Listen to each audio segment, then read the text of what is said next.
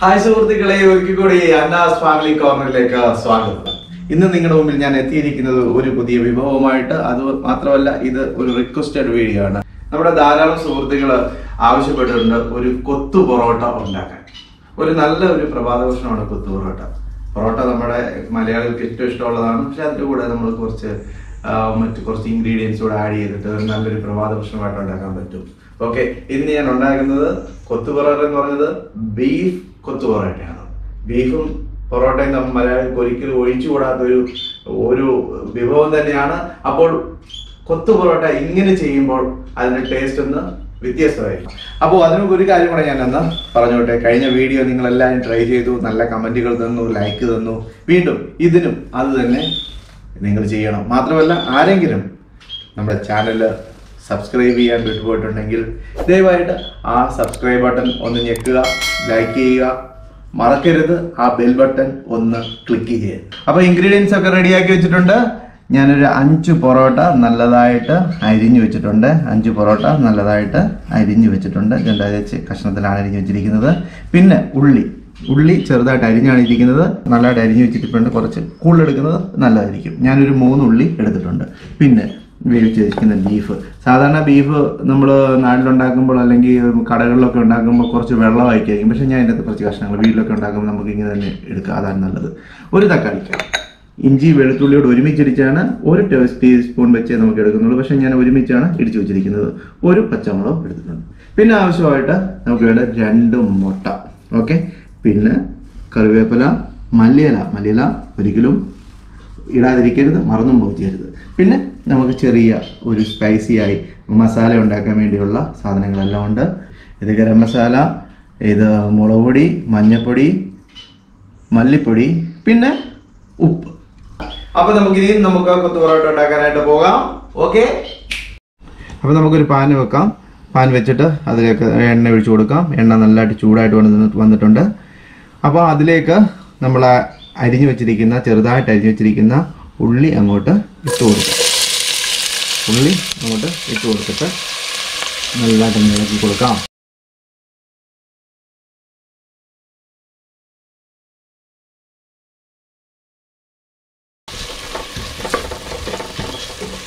ഉള്ളി ഒന്ന് വഴണ്ട് വരാൻ വേണ്ടി നമുക്ക് കുറച്ച് ഉപ്പ് ആഡ് ചെയ്ത് കൊടുക്കാം. പെട്ടെന്ന് ഉള്ളി ഒന്ന് നല്ലതായിട്ട് വഴണ്ട് വരട്ടെ.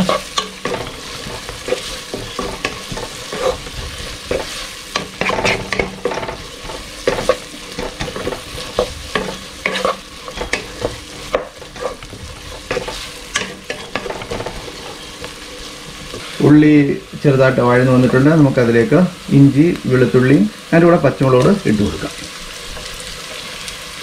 കൂടെ കറിവേപ്പില നല്ലതായിട്ട് ഇളക്കി കൊടുക്കാം.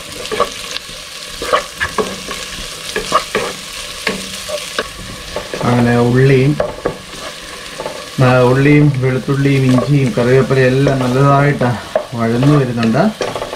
ഓക്കെ, ഈ കൊത്തു പൊറോട്ട ഞാൻ ആദ്യമായിട്ട് കഴിക്കുന്നത് തമിഴ്നാട്ടിലൊരു ടൂറ് പോകുന്നുണ്ട്. ഭയങ്കര അടിച്ച് തകർത്ത് അങ്ങ് അവരുണ്ടാക്കുകയാണ്. പക്ഷെ അന്ന് അതിൻ്റെ ടേസ്റ്റ് എനിക്ക് അത്ര പിടിച്ചില്ല. പക്ഷേ അത് കഴിഞ്ഞ ശേഷം ഞാൻ കോട്ടയത്ത് വെച്ച് ഒരു പ്രാവശ്യം ഞാൻ കൊത്തു പൊറോട്ട കഴിച്ചു. അതെനിക്ക് ഭയങ്കര ഇഷ്ടപ്പെട്ടു. പിന്നെ ഇവിടെ വന്ന ശേഷം ഞാൻ കൊത്തു പൊറോട്ട കഴിച്ചിട്ടുള്ളത് നമ്മൾ UAE ഹോട്ടലുകളിൽ നല്ല റെസ്റ്റോറൻറ്റുകളിലാണ്. അപ്പം തന്നെ ഇങ്ങനെ കൊത്തു പൊറോട്ട ഉണ്ടാക്കണം എന്നുള്ളത് മനസ്സിലുണ്ടായിരുന്നു. നമ്മുടെ കുറച്ച് സുഹൃത്തുക്കൾ പ്രത്യേകിച്ച് അവർ റിക്വസ്റ്റ് ചെയ്ത് ഈ പ്രാവശ്യം നിങ്ങളിടുന്ന വീഡിയോ കൊത്തു പൊറോട്ട ആകണമെന്ന് പറഞ്ഞു. അപ്പോൾ എന്താ, വൈദ്യൻ കൽപ്പിച്ചതും രോഗി ഇച്ഛിച്ചതും പാലെന്ന് പറഞ്ഞത് തന്നെ അത് നോക്കാം. ഞാൻ വർത്താനം പറഞ്ഞ് നിങ്ങളെ ബോറടിപ്പിക്കുന്നില്ല. ഞാൻ ഇപ്പം മഞ്ഞൾപ്പൊടി എല്ലാം ഇട്ട് കൊടുത്തിട്ടുണ്ട്. ഓക്കെ, കുറച്ച് മല്ലിപ്പൊടിയോടെ ഞാൻ ഇട്ട് കൊടുക്കുകയാണ്. എല്ലാം ഒരു ടീസ്പൂണാണ് ഇട്ട് കൊടുത്തിരിക്കുന്നത്. ഓക്കെ കേട്ടോ. ഇനി നമുക്ക് ഇച്ചിരി മുളക് പൊടിയോടെ ആഡ് ചെയ്ത് കൊടുക്കാം. മുളക് പൊടി ആഡ് ചെയ്ത് കൊടുത്തിട്ടുണ്ട്.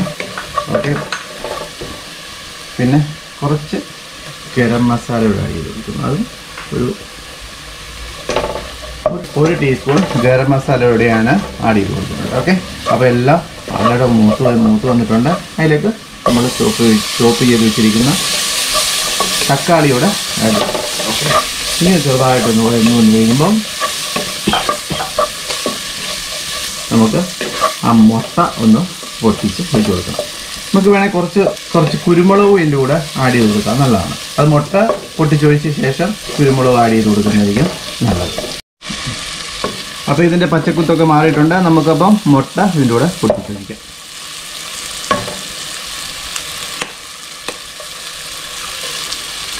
രണ്ട് മുട്ടയാണ് നമ്മൾ പൊട്ടിച്ചൊഴിക്കുന്നത്.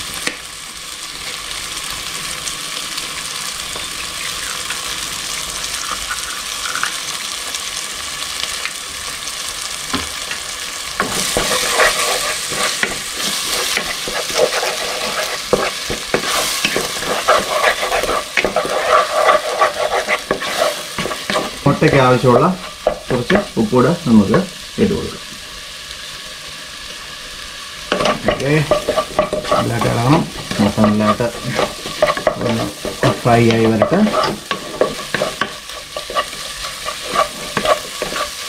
കുരുമുളക് നമ്മൾ ആഡ് ചെയ്ത് കൊടുക്കുന്നു. കുരുമുളകിൻ്റെ ഒരു മുട്ടയിലേക്ക് കുരുമുളക് വരുമ്പോൾ ഒരു പ്രത്യേക സ്മെല്ലാണ്. സ്മെല്ല് മാത്രമല്ല, അത് ഒരു നല്ല രുചിയോട് കൂടിയാണ്. ഇപ്പം നമുക്കിതിനെ തൊട്ട് പൊറോട്ട ഇട്ട് കൊടുക്കാം.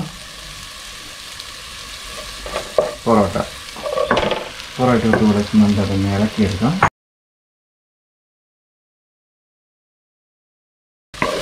പൊറോട്ടയും നമ്മുടെ മുട്ടയും മസാല എല്ലാം ഒന്ന് നല്ലതായിട്ടൊന്ന് മിക്സായി വരട്ടെ.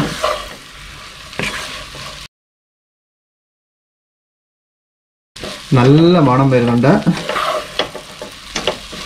ഇപ്പം തന്നെ നമ്മൾ ബീഫ് കഴിച്ചിട്ട് തന്നെ ഏകദേശം ഒരു കൊത്തു പൊറോട്ടയുടെ സ്റ്റൈലായിട്ടുണ്ട്. പക്ഷെ നമ്മുടെ ഇന്നത്തെ വിഭവം എന്ന് പറയുന്നത്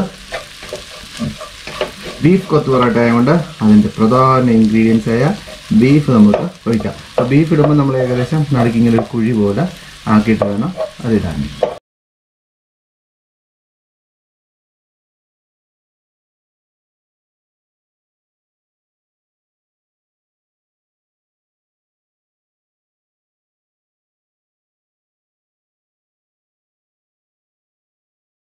കൊത്തു പൊറോട്ട ഇപ്പോൾ നമ്മുടെ കൊത്തിയാണ് എടുക്കുന്നത്. ഓക്കെ, അപ്പം നമുക്കൊന്ന് കൊത്തി എടുക്കാം. അത് രണ്ടും കൂടി ഇട്ടിട്ട് നമുക്കൊന്ന് കൊത്തിയെടുക്കാം.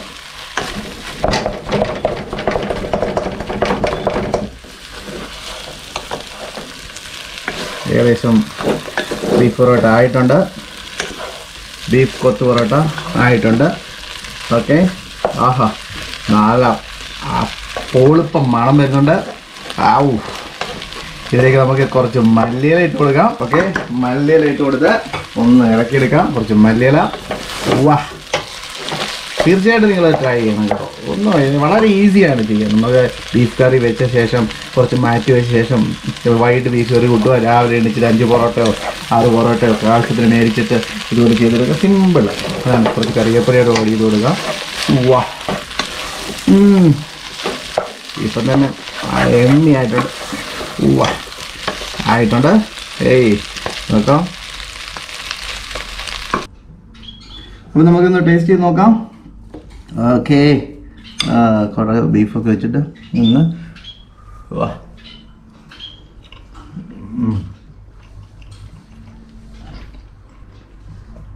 സൂപ്പർ. ഒരു സ്പൂണൊക്കെ കഴിക്കുക. രണ്ടുപേരും നോക്കിയിരുന്ന് വെള്ളം എടുക്കുന്നുണ്ട്.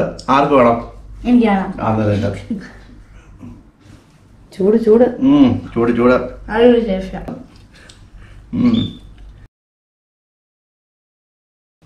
ഓക്കെ, ഒന്നുകൂടെ കഴിക്കാണ്. സൂപ്പർ ടേസ്റ്റ് ആണ് ഇത്. അതല്ല, ഉറപ്പാണല്ലോ?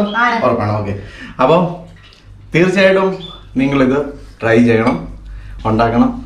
അതിൻ്റെ ശേഷം നല്ല നല്ല കമൻറ്റുകൾ പറയണം. പിന്നെ അതിൻ്റെ ഫീഡ്ബാക്ക്, നല്ല ഫീഡ്ബാക്ക് തന്നെ പ്രതീക്ഷിക്കുന്നു. നിങ്ങൾ ട്രൈ ചെയ്യുമെന്ന് വിശ്വസിക്കുന്നു. അപ്പം പുതിയ പുതിയ വിഭവമായി ഞാൻ വീണ്ടും വരും. ആരും മറക്കരുത് നമ്മുടെ ചാനൽ സബ്സ്ക്രൈബ് ചെയ്യാൻ. Okay, bye bye.